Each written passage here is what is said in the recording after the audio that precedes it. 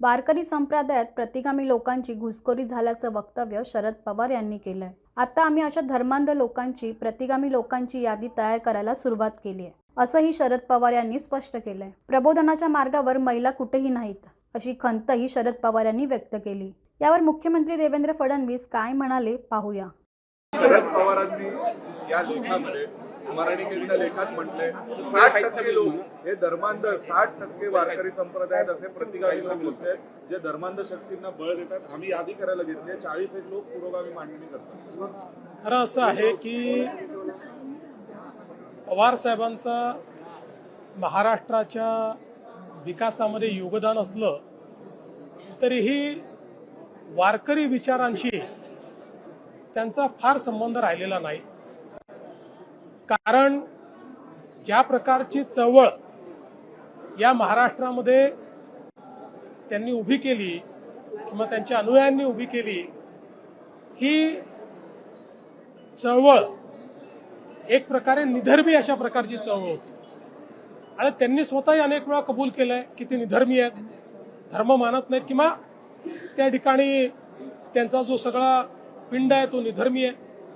मला असं वाटतं की त्यामुळे वारकरी संप्रदायाच्या संदर्भात त्यांच्याजवळ कदाचित योग्य माहिती नसावी, किंबहुना मध्यंतरीच्या काळात हा प्रयत्न झाला की वारकरी संप्रदायामध्ये काही लोक शिरून जो वारकरी विचार आहे त्याच्या बिलकुल विरोधात विचार मांडण्याचा प्रयत्न करत होते आणि अशा लोकांना वारकरी संप्रदायाने त्या ठिकाणी बाहेर काढलं। आपण एक लक्षात घ्या की ही जी हजारो वर्षाची समृद्ध परंपरा आहे, किमान गेल्या 800-900 वर्षाचा इतिहास जर आपण बघितला तर वारकरी विचार हा श्रद्धेचा विचार आहे, वारकरी विचार हा बंधुतेचा विचार आहे आणि वारकरी विचार हा भागवत धर्माची पताका घेत प्रत्येक जो व्यक्ती आहे त्या व्यक्तीच्या मनाची, चित्ताची शुद्धता झाली पाहिजे अशा प्रकारचा विचार करणारा, पर्यावरणाची साधर्म साधणारा अशा प्रकारचा विचार आहे। मला असं वाटतं की पवार साहेबांचा जो काही लेख आहे तो अत्यंत चुकीचा आहे आणि मला दुःख आहे की पवार साहेबांनी अशा प्रकारचा लेख लिहिला। असा लेख स्मरणिकेत नको होता का? असा लेख ज्यावेळी घेतला गेला त्यावेळी स्मरणिकेतून तो वगळायला हवा होता। मी असं काही म्हणणार नाही। एक गोष्ट अशी आहे की प्रत्येकाला आपलं मत अभिव्यक्त करण्याची त्या ठिकाणी मला असं वाटतं की एक अधिकार प्रत्येकाला आहे आणि कुठल्याही साहित्य संमेलनामध्ये वेगवेगळी मतं येत असतात।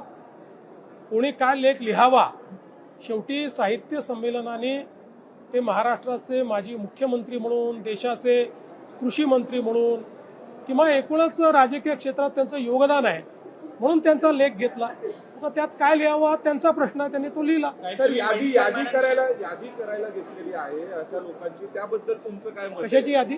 जे आता वारकरी संप्रदायातले असे लोक आहेत, धर्मांध लोकांची यादी आम्ही करायला घेतलेली आहे। खऱ्या अर्थानं त्यांना हवी असेल तर वारकरी विचाराच्या विरोधात जाऊन जे लोक वारकरी संप्रदायामध्ये त्या ठिकाणी विचार मांडण्याचा प्रयत्न करतायत अशा लोकांची यादी मी त्यांना पाठवून देतो। म्हैसकर मॅडमशी तुमचं बोलणं झालं, ते मंत्री कोण आहे त्यांनी सांगितलं का तुम्हाला?